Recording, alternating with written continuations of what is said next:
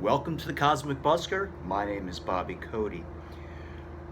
I just came across this video that alleges to show the Beirut explosion and a missile hitting the port.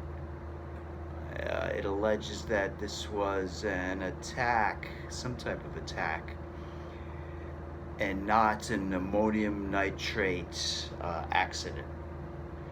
So I'm just going to go right to the video, share this video. It's about 30 seconds long. I don't have the capacity to determine whether this is real or manipulated video, fake. I suspect it's real.